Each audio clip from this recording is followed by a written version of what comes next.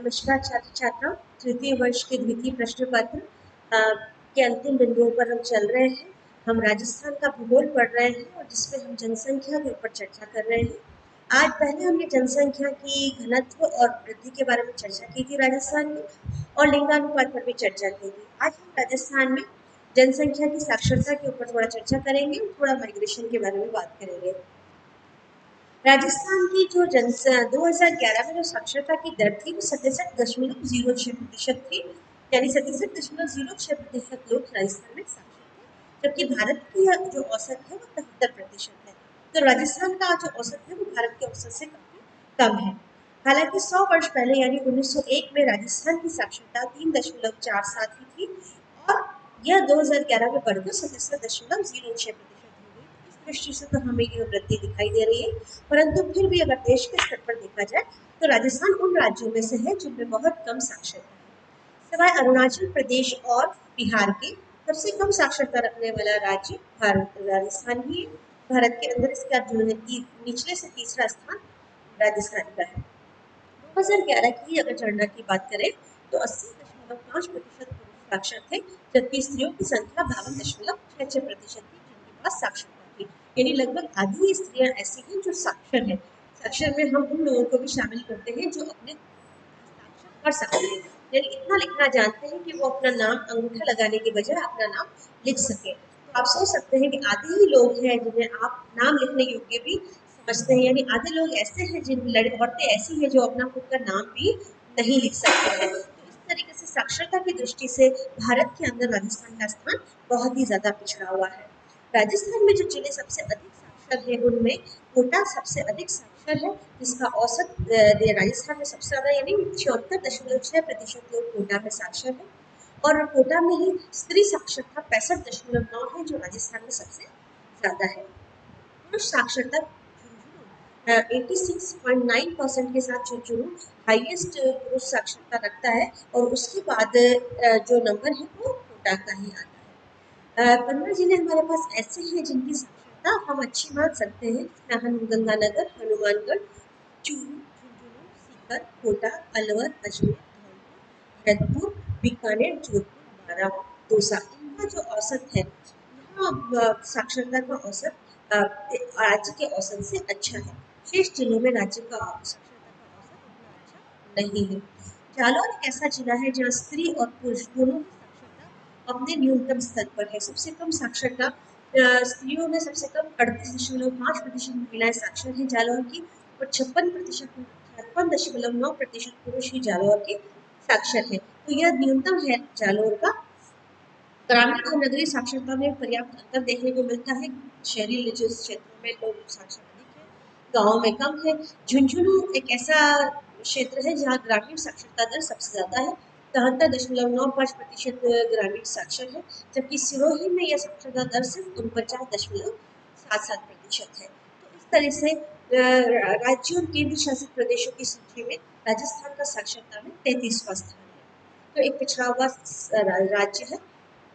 हालांकि प्रयास किए जा रहे हैं, फिर भी दूर दराज के इलाकों, पश्चिमी राजस्थान के दुर्गम क्षेत्र, पिछड़े हुए बसे क्षेत्रों और पहाड़ी क्षेत्रों के अंदर आज भी साक्षरता और विकास की गति काफी धीमी है। तो इस तरह से हम देखते हैं कि यहाँ पर अभी भी विकास और साक्षरता पर काफी काम किया जाना बाकी है। तो ये सामान्य स्थिति थी यहाँ पर साक्षरता के बारे में।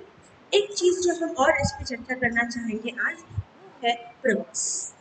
प्रवास यानी माइग्रेशन। दो चीजें सम्मिलित की जाती है, आवास और प्रवास। आवास यानी किसी स्थान पर दूसरे स्थान से किसी स्थान पर आकर रहना आवास कहलाता है, और किसी स्थान को छोड़कर दूसरे स्थान पर जाकर रहना प्रवास कहलाता है। प्रवास कई प्रकार का हो सकता है, दैनिक, मासिक, वार्षिक या दीर्घकालिक प्रवास हो सकता है। जैसे कई सारे लोग अपने पढ़ाई और नौकरी करने के लिए अपने घर से कुछ किलोमीटर दूर रोज जाते हैं और वापस से पुनः अपने घर पर लौट आते हैं। गांव से कई सारे लोग काम करने के लिए शहर जाते हैं और शाम को पुनः से अपने गांव में लौट आते हैं। ये एक दैनिक प्रवास है जो सामान्यतः हर शहर के आसपास देखने को मिलता है। यहाँ पर लोग काम करने के लिए बाहर शहर में आते हैं, अपने घरों पर चले जाते हैं। इस तरह का दैनिक प्रवास राजस्थान में भी बड़े पैमाने पर देखा जाता है। इसके अलावा कुछ प्रवास जो अल्पकालिक होता है, यानी कुछ समय के लिए होता है, कुछ महीनों के लिए या वर्ष के लिए होता है, इस प्रकार का प्रवास भी देखने को मिलता है। और राजस्थान में मौसमी प्रवास विशेष रूप से देखने को मिलता है। पश्चिमी राजस्थान में जब वर्षा हो जाती है तो वो लोग पश्चिमी राजस्थान लौट आते हैं अपने जानवरों को लेकर, और सूखे समय में वो पूर्वी राजस्थान की तरफ प्रवास कर जाते हैं ताकि जानवरों को सूखे समय के अंदर घास उपलब्ध हो सके। इस प्रकार का राजस्थान में प्रवास बड़े पैमाने पर मौसमी होता है, जब कई सारी ऐसी घुमक्कड़ प्रजातियां हैं जो साल के 6-8 महीने दूसरे स्थानों में घूमती हैं और वर्षा के समय में पुनः से अपने पश्चिमी राजस्थान वाले क्षेत्रों में लौट आती हैं। तो इस तरह का प्रवास राजस्थान में बहुत ही आम है।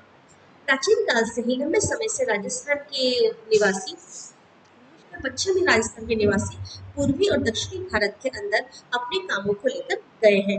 यानी मारवाड़ी जो माने जाते हैं, लोग माने जाते हैं, वो बड़े पैमाने पर पूर्वी राजस्थान भारत में और दक्षिणी भारत में जाकर अपने व्यापारिक प्रतिष्ठान स्थापित करते हैं, विभिन्न काम धंधों के लिए यहाँ पर माइग्रेशन करते हैं और वह समय समय में अपने राज्य को कुछ समय के लिए लौट कर आते हैं। तो इस तरह के दीर्घकालिक प्रवास भी देखने को मिलते हैं। राजस्थान ऐसे स्थान है जहाँ पर बहुत ज़्यादा काम धंधे की स्कोप नहीं है, बहुत काम धंधे की संभावनाएं नहीं है। ऐसी स्थिति में राजस्थान में प्रवास बहुत ही आम बात है। यानी बड़े पैमाने पर यहाँ के लोग न केवल देश में बल्कि विदेशों में भी काम करने के लिए जाते हैं। खासकर पश्चिमी राजस्थान से बड़े पैमाने पर प्रवास होता है क्योंकि वहाँ पर काम करने की संभावनाएं कम है, तो बड़े पैमाने पर लोग प्रवास करके दूसरे स्थानों पर जाते हैं और वहाँ काम धंधा ढूंढते हैं और दूसरे स्थानों पर नौकरियाँ करते हैं। तो ऐसे जो प्रवास है उसके आंकड़े निरंतर बदलते रहते हैं और वो आंकड़े हमारे पास हर जनगणना पर उपलब्ध हो जाते हैं। तो इस तरह से छात्र छात्रा हमने देखा कि राजस्थान जनसंख्या की दृष्टि से एक बहुत विशेष दर्जा रखने वाला राज्य है। औसत जनसंख्या होने के बावजूद भी कई स्थितियों में यहाँ की जनसंख्या बहुत समस्याओं का सामना कर रही है। विशेषकर यहाँ साक्षरता की कमी है, लिंगानुपात यहाँ पुरुषों के फेवर में है, महिलाओं की संख्या कम है और दिन ब दिन कम होती चली जा रही है, और यहाँ पर आर्थिक विकास की दर भी कम है। अगर हम यहाँ पर कामगारों की संख्या देखें, यानी कार्यशील जनसंख्या की संख्या देखें, तो उसका प्रतिशत भी काफी कम है। यानी काम की संभावना या काम का जो उपलब्धता है वो भी बहुत कम बनी हुई है। तो ये सारी समस्याएं यहाँ की जनसंख्या के साथ बराबर बनी हुई है। पिछले कुछ सालों में पश्चिमी राजस्थान पर जनसंख्या का दबाव बहुत बढ़ा है क्योंकि वहाँ कृषि का विकास होने के साथ साथ वहाँ माइग्रेशन या स्थायी जनसंख्याओं का स्तर बढ़ गया है। ये भी एक प्रकार की समस्या है। साथ में शहरों में अंधाधुंध माइग्रेशन, बाहर से जो गांव के लोगों का बड़े पैमाने पर जो शहर में आना है और उसके अनुपात में शहरों में नौकरियों की स्थिति कमजोर है। शहर में इतनी ज़्यादा नौकरियां उपलब्ध नहीं है और बड़े पैमाने पर गांव से लोग प्रवास करके शहरों में आते हैं, जिसका दबाव भी शहरों को देखना पड़ता है, जिससे आपका अव्यवस्थित शहरों में विकास हो रहा है। यहाँ पर बड़ी बस्तियां बन रही है, प्रदूषण के स्तर बढ़ रहे हैं और अपराधों की संख्या भी बहुत दिन ब दिन बढ़ती चली जा रही है। खासकर पूर्वी राजस्थान में अपराधों की संख्या बढ़ रही है क्योंकि वहाँ पर जनसंख्या का दबाव दिन ब दिन बढ़ता चला जा रहा है।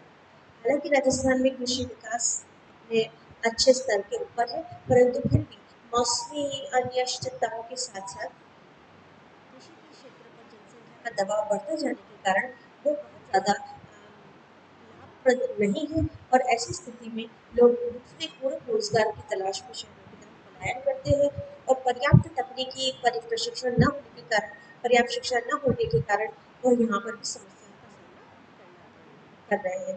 तो ऐसी स्थिति में सबसे ज़रूरी यह है कि हम परिवार नियोजन पर ध्यान दें, परिवार नियोजन करें, कम संतानें उत्पत्ति करें और जो हमारे पास संतान है उसको योग्य बनाएं, बाल विवाह जैसी कुरीतियों से दूर रहें और बच्चों को महिला और पुरुष दोनों ही संतानों को पर्याप्त शिक्षा देकर उनको ऐसे तकनीकी रूप से सक्षम बनाएं कि वो अपना रोजगार कर सकें और अपनी आत्मनिर्भरता को प्राप्त कर सकें। तो इसी के साथ अगले कक्षा में हम अपनी तीसरी यूनिट करेंगे।